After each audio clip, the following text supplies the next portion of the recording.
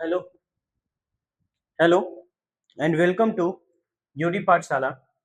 Chemical kinematics नहीं kinetics chemical kinetics का lecture number 7 है। 6 लेक्चर इसी चैनल पे प्लेलिस्ट में आपको अवेलेबल है, वहां पे मिल जाएगा। आज हम बात करेंगे स्यूडो फर्स्ट ऑर्डर रिएक्शन के बारे में। स्यूडो फर्स्ट ऑर्डर रिएक्शन के बारे में, सपोज अगर यह एलिमेंट्री रिएक्शन है जो ए गिव्स बी है, यानी कि ए जो है वो ए प्लस बी, ऐसे करते रुक जाइए, ए प्लस बी गिव प्रोडक्ट। अगर ए प्लस बी गिव प्रोडक्ट करता है तो इसके लिए अगर हम क्या लिखना चाहते हैं, रेट लिखना चाहते हैं। क्या लिखना चाहते हैं? रेट लिखना चाहते हैं। तो रेट इज इक्वल टू के, ए के पावर 1 और बी के पावर 1 है। इसका मतलब ये हुआ कि यहाँ पर order with respect to order with respect to A 1 है, यानी कि फर्स्ट ऑर्डर है। वही order with respect to B अगर बात करें तो भी 1 ही है। और ओवरऑल ऑर्डर के बारे में बात करें, ओवरऑल ऑर्डर के बारे में अगर बात करें तो क्या करते हैं, जोड़ देते हैं 1 प्लस 1, यानी कि यहाँ पे कितना हो जाएगा, 2 हो जाएगा। लेकिन हम यह मान कर के चलते हैं कि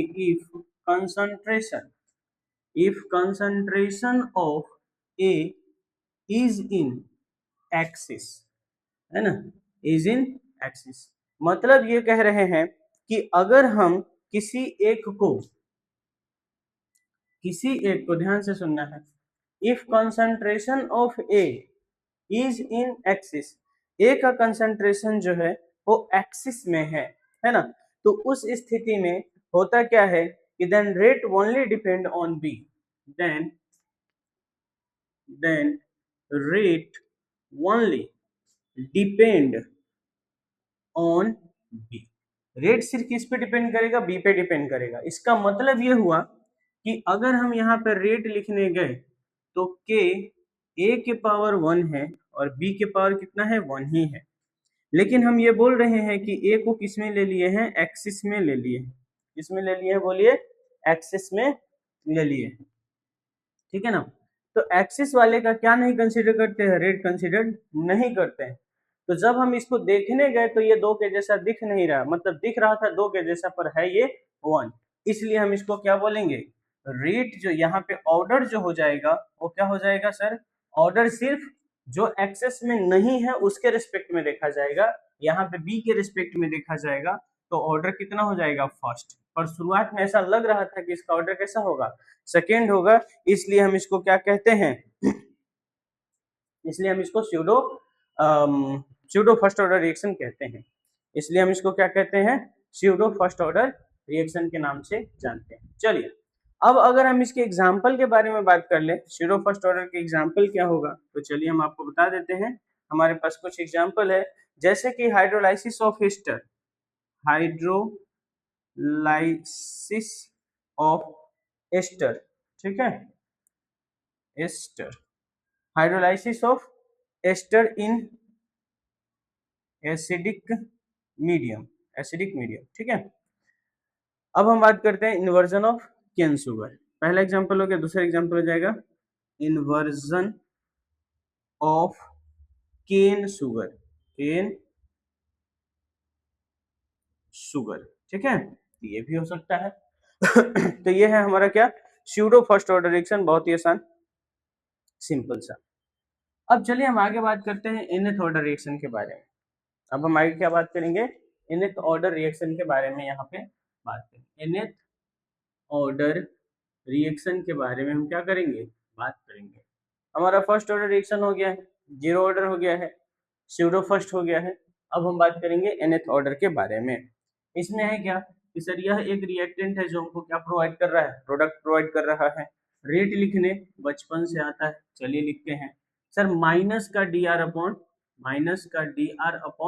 टी, एक ये तरीका है रेट लिखने का, और एक तरीका है माइनस के कंसंट्रेशन ऑफ सॉरी, माइनस कर देते हैं, हाँ। यहाँ पे पावर क्या करना है हमको, एन ऑर्डर की बात करना है, इसलिए पावर कितना रख देंगे। अब इन दोनों को आपस में क्या कर देते हैं, बराबर कर देते हैं। माइनस का D R upon D T is equal to K R के पावर एन, इसको इधर भेजते हैं, इसको इधर भेजते हैं, तो हमारे पास आ जाएगा डी आर अपॉन आर के पावर एन, आर का पावर एन, और इसको इधर भेजेंगे तो क्या हो जाएगा, के डी टी हो जाएगा। इसको इधर भेज देंगे तो क्या हो जाएगा हमारे पास, के डी टी हो जाएगा। अब इसको इंटीग्रेट कर देते हैं बोथ साइड, और इंटीग्रेशन के बाद में जो रिजल्ट आता है हम सीधा वहां पे आ जाते हैं। इंटीग्रेशन के बाद में जो फाइनल रिजल्ट आता है हम सीधे वहीं पे आ जाते हैं। फाइनल रिजल्ट ये आएगा 1/RT, है ना।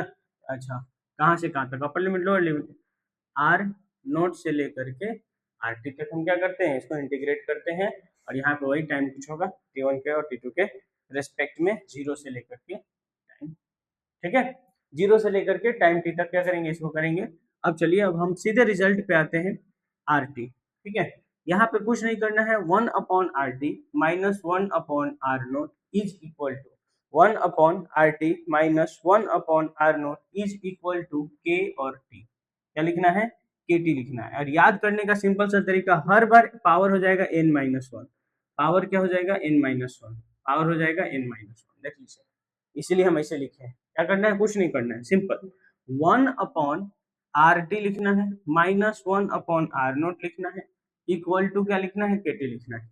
और यहाँ पर पावर हो जाएगा n-1, यहाँ भी पावर हो जाएगा n-1, और यहाँ हो जाएगा n-1, बस आ गया।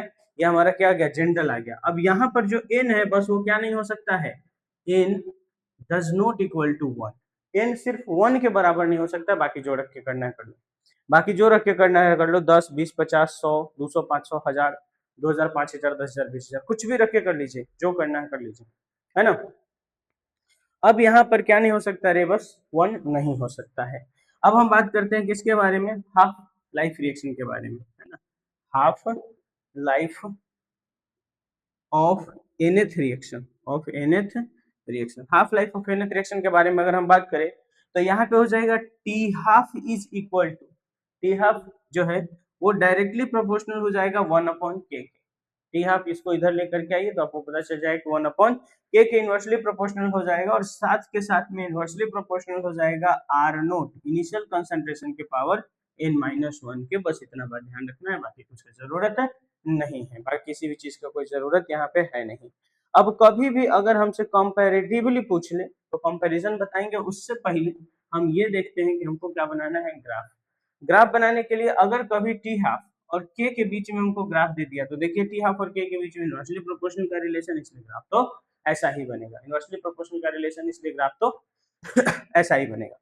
अब हम एक काम करते हैं, कभी भी हमको कंपैरिजन के लिए दे देगा तो टी हाफ 1/T12, या फिर ऊपर 2 नीचे 1 रख लेते, कोई दिक्कत नहीं है ना, T12 और ये हो जाएगा T12। अब यहाँ इक्वल का साइन लगाते हैं और लिखना चाहते हैं, देखिए ध्यान से, यहाँ पे लिखना है 2 है ना, 2 इनवर्सली प्रोपोर्शनल है तो आर नोट 1 हो जाएगा, और यहाँ इनवर्सली प्रोपोर्शनल है तो 2 के सामने 1 तो 1 के सामने 2, 2 के सामने 1 तो 1 के सामने में 2 रखना है। और इसका पावर कितना हो जाएगा n-1, इसका भी पावर कितना हो जाएगा n-1। इसको थोड़ा सा और सिंप्लीफाई अगर करना चाहें तो R naught 1 upon R naught 2 inversely proportional है। अब होल पावर क्या रख देंगे, n-1, होल पावर क्या रख देंगे, n-1 रख देंगे। तो जब भी कभी कंपैरिजन अगर पूछ ले तो ऐसा ही बता दें, कंपैरिजन अगर पूछ ले तो सिंपल हम क्या करेंगे, इस तरह से बता देंगे, है ना। तो ये था हमारा कौन सा, nth ऑर्डर का रिएक्शन, कौन सा ऑर्डर का रिएक्शन था, nth ऑर्डर का रिएक्शन, ठीक है, कोई दिक्कत है बोले नहीं। अब हम बात करेंगे application of first order reaction, किसके बारे में बात करेंगे, application of first order reaction के बारे में। देखिए, है ना, application of first order reaction, एक बार आप हेडिंग डालो फिर हम आगे चलते हैं। Application of first order reaction, screenshot लेके लिखना है तो लिख लीजिए।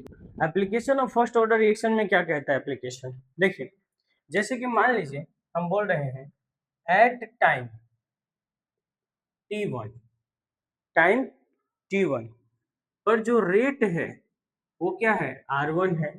उसके बाद में एट टाइम t2, t2 पर जो रेट है वो r2 है।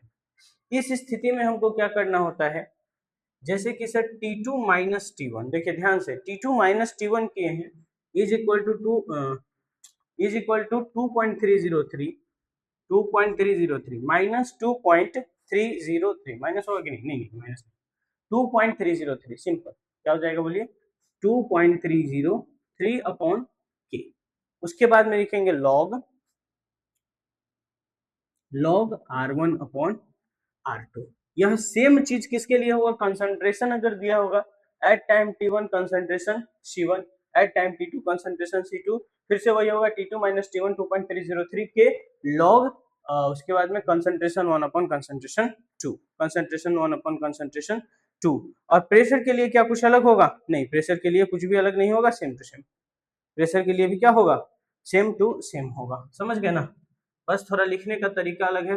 अच्छा, ये रेट हो या फिर कंसंट्रेशन हो, रेट हो या फिर कंसंट्रेशन दोनों के लिए एप्लीकेबल है, रेट हो या फिर कंसंट्रेशन दोनों के लिए एप्लीकेबल है, समझ में आ गया, बोले हाँ कोई दिक्कत नहीं है। चलिए अब फॉर प्रेशर अगर हम बात करें किसके बारे में, प्रेशर के बारे में, तो फॉर प्रेशर क्या हो जाएगा, लॉग यहाँ पे इनिशियल प्रेशर, ठीक है, क्या बोलेंगे बोलो, पी इनिशियल किसका, रिएक्टेंट का, रिएक्टेंट का, पी इनिशियल और reactant divide by P final, final किसका, रिएक्टेंट का, है ना, पी इनिशियल किसका, रिएक्टेंट का, पी फाइनल किसका, रिएक्टेंट का।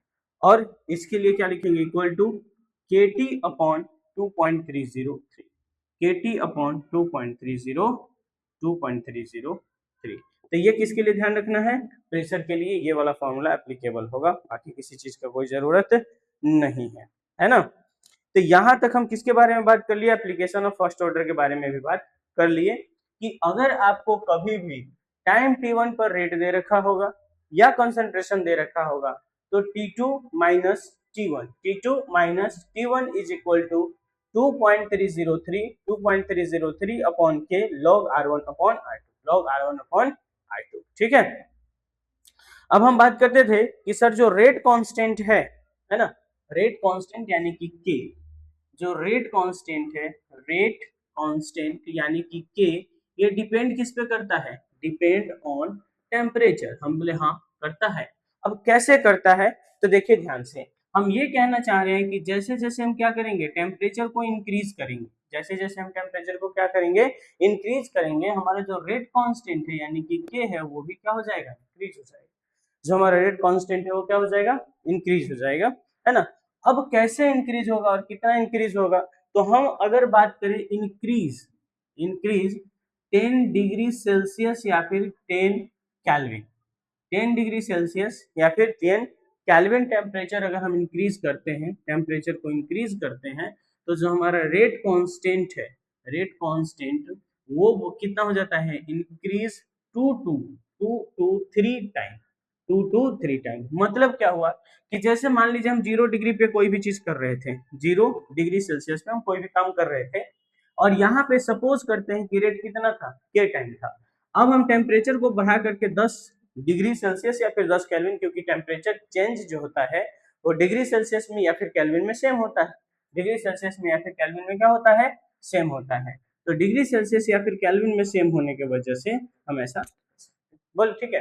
तो क्या कहिए सर, 10 डिग्री सेल्सियस से बढ़ाइए, चाहे 10 डिग्री, मतलब 10 डिग्री सेल्सियस या फिर 10 केल्विन के चेंज, 10 केल्विन का चेंज जो है वो कितना टाइम इंक्रीज करवा देता है, वो टाइम करवा देता है 2 टाइम इंक्रीज करवा देता है किसको, वो 2 टाइम इंक्रीज करवा देता है किसको, रेट को 2 टाइम इंक्रीज करवा देता है, 2 to 3, ऐसे हम बेस 2 ही मान करके चलते हैं, कई बार क्वेश्चन में 2 ही गिवन होता है, ठीक है। तो ये बात बहुत महत्वपूर्ण है, आपको ध्यान रखना है कि जब भी हम इंक्रीज करते हैं टेम्परेचर, इंक्रीज 10 डिग्री सेल्सियस या फिर 10 kelvin temperature increase, rate constant increase होता है कितना टाइम, 2 से 3 गुना, 2 से 3 गुना हो जाता है, ठीक है। तो यहाँ पर हम ऐसा कर सकते हैं कि टेम्परेचर कोफिशिएंट क्या होगा, temperature coefficient of rate constant, temperature coefficient of rate constant, ठीक है, rate constant, temperature coefficient of rate constant के बारे में अगर हम बात करें तो हमारे पास क्या हो जाएगा, के 1 + 10, ठीक है, के है और हम कहीं पर भी है 1 नहीं रखते हैं, टेम्परेचर को टी मान लेते हैं, प्लस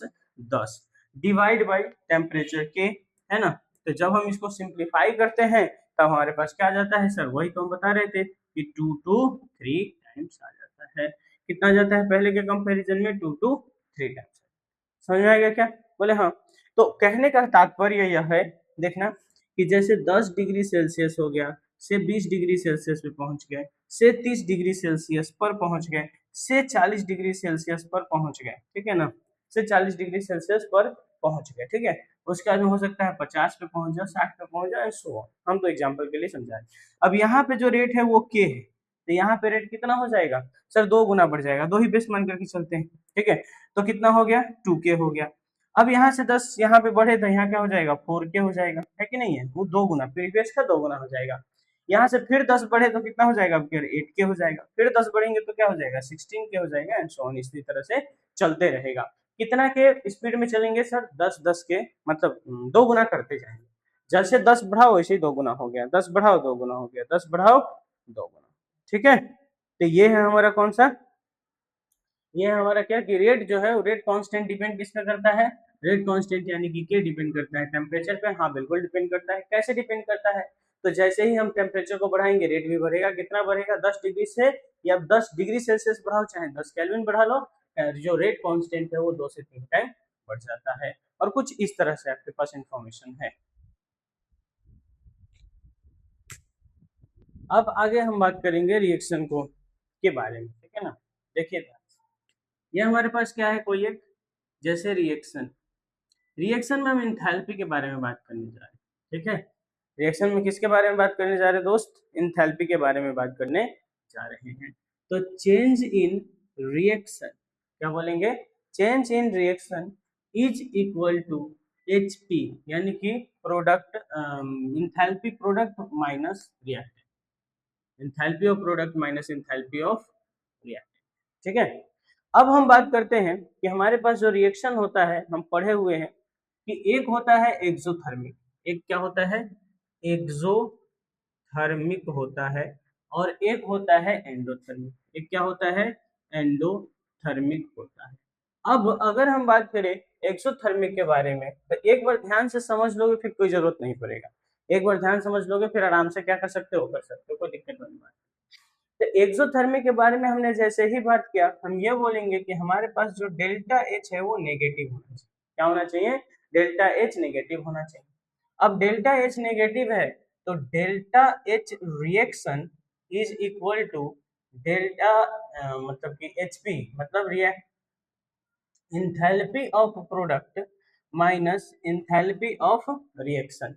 अब enthalpy of product minus enthalpy of reaction होता है, ये फिक्स है, ये फॉर्मूला है, और ये क्या है, फिक्स है। तो हम बात करेंगे कि हमको एच क्या चाहिए, नेगेटिव, हमको एच क्या चाहिए, नेगेटिव चाहिए। तो एच को नेगेटिव लाने के लिए हमको निश्चित तौर पे सर यहाँ पे जो एच आर है वो ज्यादा होना चाहिए, किससे, एच पी से, यानी कि इंथैल्पी ऑफ रिएक्टेंट जो है वो ज्यादा होना चाहिए इंथैल्पी ऑफ प्रोडक्ट से, इंथैल्पी ऑफ रिएक्टेंट ज्यादा होना चाहिए इंथैल्पी ऑफ प्रोडक्ट से, ध्यान से। अब कैसे, जब ग्राफ हमारे पास दिया रहेगा हम इसको कैसे पहचान पाएंगे, हम इसको कैसे पहचान पाएंगे, कोई बात नहीं है, देखिए ध्यान से। अगर हम बात करें कि इस पर हम क्या कर रहे हैं, एनर्जी को डोनेट कर रहे हैं, किसको, एनर्जी को। यहाँ पे प्रोग्रेशन ऑफ रिएक्शन है, क्या है, प्रोग्रेशन, प्रोग्रेशन ऑफ रिएक्शन है, प्रोग्रेशन ऑफ रिएक्शन के बारे में बात करते हैं। अब हुआ ये कि पहचान करके अगर हमको बताना पड़ेगा तो सर निश्चित तौर पे ये एनर्जी है, और एनर्जी किसका ज्यादा होना चाहिए, रिएक्टेंट का ज्यादा होना चाहिए, तभी वो एक्सोथर्मिक, तभी वो क्या है, एक्सोथर्मिक है एज कम्पेयर टू एन। तो हुआ ये कि जब हम यहाँ पे गए तो यहाँ पे ये ऐसे चल रहा है, ठीक है। अब एनर्जी के लेवल का अगर बात करें तो ये है हमारे पास रिएक्टेंट और ये हमारे पास प्रोडक्ट। अब खुद ही देखते हैं कि ये जो है वो लाइन और ये लाइन है ना, तो जो आर के लिए लाइन है वो लाइन ऊपर है, यानी कि रिएक्टेंट का एनर्जी ज्यादा है एज कम्पेयर टू प्रोडक्ट। इसका मतलब ये हुआ है कि सर यहाँ पे एनर्जी क्या हुआ है, रिलीज हुआ, यहाँ पे क्या हुआ है, एनर्जी रिलीज हुआ है, और इसी को हम क्या बोलते हैं, इंथैल्पी ऑफ रिएक्शन कहते हैं। इसी गैप को हम क्या कहते हैं, इंथैल्पी ऑफ रिएक्शन कहते हैं। समझ में आया कि नहीं, एनर्जी ऑफ रिएक्टेंट और एनर्जी ऑफ प्रोडक्ट के बीच का जो गैप होता है उसी को एनर्जी ऑफ क्या कह देते हैं, रिएक्शन कह देते हैं, एनर्जी ऑफ क्या कह देते हैं, रिएक्शन कह देते हैं। अब यहाँ पर जो पूरा टॉप लेवल पे बैठा हो इसको थ्रेशोल्ड एनर्जी लेवल कहते हैं, क्या कहते हैं बोलो, थ्रेशोल्ड एनर्जी कहते हैं, ठीक है। तो इसको हम यहाँ पे बोल देते हैं थ्रेशोल्ड, थ्रेशोल्ड एनर्जी। ठीक है, क्या बोल देंगे बोलो, थ्रेशोल्ड एनर्जी बोल देंगे। अब थ्रेशोल्ड एनर्जी के लिए होगा क्या कि अगर हम बात करें यहां से लेकर के रिएक्टेंट से लेकर के थ्रेशोल्ड एनर्जी तक पहुंचने के लिए जो एनर्जी का रिक्वायरमेंट होता है उसको एक्टिवेशन एनर्जी कहते हैं। कौन सा एनर्जी कहते हैं, एक्टिवेशन एनर्जी। और ये एक्टिवेशन एनर्जी ऑफ फॉरवर्ड है क्योंकि तब रिएक्शन फॉरवर्ड डायरेक्शन में प्रोसीड कर रहा है। अब जब यहां से लेकर के यहां तक का अगर हम बात करेंगे, यहां तक का अगर हम बात करेंगे तो हमारे पास क्या हो जाएगा, एक्टिवेशन एनर्जी ऑफ बैकवर्ड हो जाएगा। क्या हो जाएगा, एक्टिवेशन एनर्जी ऑफ फॉरवर्ड, और ये हो जाएगा एक्टिवेशन एनर्जी ऑफ बैकवर्ड। हमको सीधा सा दिखाई दे रहा है, एकदम सीधा साधा दिखाई दे रहा है कि अगर हम यहाँ पे बात करना चाहें तो एक्टिवेशन ऑफ फॉरवर्ड बैकवर्ड जो है, एक्टिवेशन एनर्जी ऑफ बैकवर्ड वो ज्यादा है as compare to activation energy of forward. तो हम यहाँ पे सीधा सीधे लिख सकते हैं एक्टिवेशन एनर्जी ऑफ बैकवर्ड जो है वो ज्यादा है एक्टिवेशन एनर्जी ऑफ फॉरवर्ड से, एक्टिवेशन एनर्जी ऑफ फॉरवर्ड से। यानी कि ये बात में हमको ध्यान रखना है कि अगर ऐसे तो फिगर देख करके हम बता देंगे, लेकिन ऐसे ध्यान रखना है कि अगर एक्सोथर्मिक रिएक्शन, रिएक्शन कैसा है, एक्सोथर्मिक है, तब मेरे पास एक्टिवेशन एनर्जी ऑफ बैकवर्ड ज्यादा है as compare to activation energy of forward. ठीक है, अब हम यहाँ पर बात करते हैं कि सर आप ये कह सकते हैं एक्टिवेशन एनर्जी, देखना ध्यान से देखना, activation energy of forward plus delta H of reaction, delta H of reaction is equal to, delta H of reaction is equal to activation energy of backward, activation energy of backward. देख के बताओ, बोले हाँ sir बिल्कुल एकदम 100% ऐसा कहा जा सकता है। कैसे, देखिए ध्यान से, एक्टिवेशन एनर्जी ऑफ फॉरवर्ड है यहां से लेकर के यहां तक, एक्टिवेशन एनर्जी ऑफ फॉरवर्ड, और अगर हम बात करें इसको डेल्टा एच ऑफ रिएक्शन है।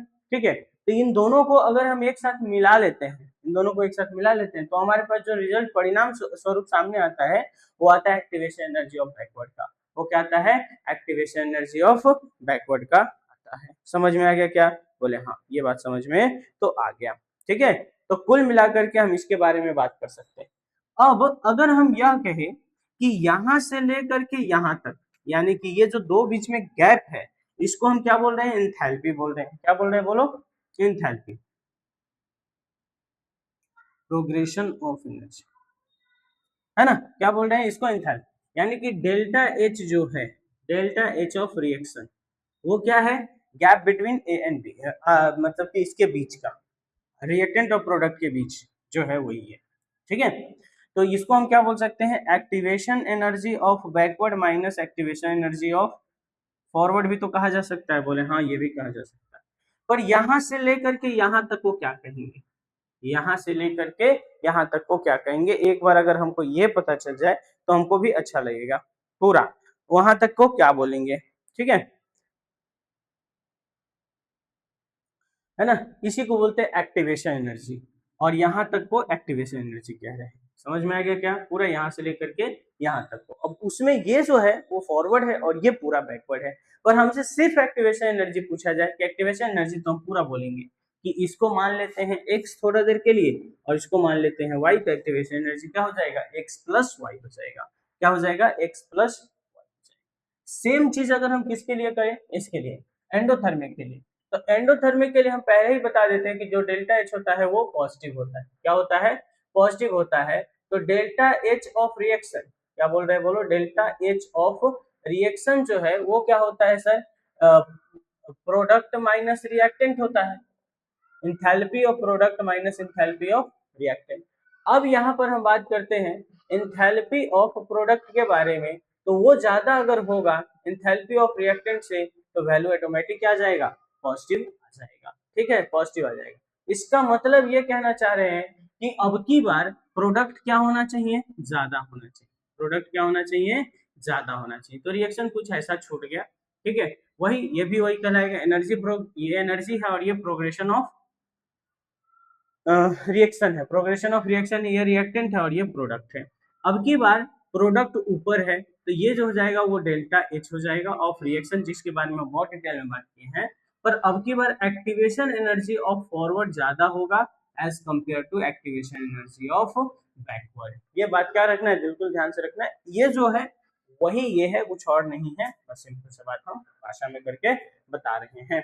ठीक है, तो अब की बार क्या कर सकते हैं sir, activation energy of backward delta H of reaction plus activation energy of backward is equal to activation energy of forward. Activation energy of backward is equal to activation energy of forward. ठीक है, तो ये हो गया हमारे पास कौन कौन सा, बोलो क्या बोलते हैं इसको, एक्सोथर्मिक और एंडोथर्मिक रिएक्शन के बारे में कुछ सिंपल सिंपल सा इंफॉर्मेशन, सिंपल सिंपल सा क्या हो गया, इंफॉर्मेशन हो गया। ठीक है, तो आगे हम पढ़ेंगे आर्हेनियस इक्वेशन के बारे में। आगे हम किसके बारे में पढ़ेंगे, आर्हेनियस इक्वेशन के बारे में पढ़ेंगे। और तब तक के लिए इतना ही रखते हैं आज, अगला लेक्चर में होगा आर्हेनियस इक्वेशन। तब तक के लिए पढ़ाई करते रहे, ऑल द वेरी बेस्ट।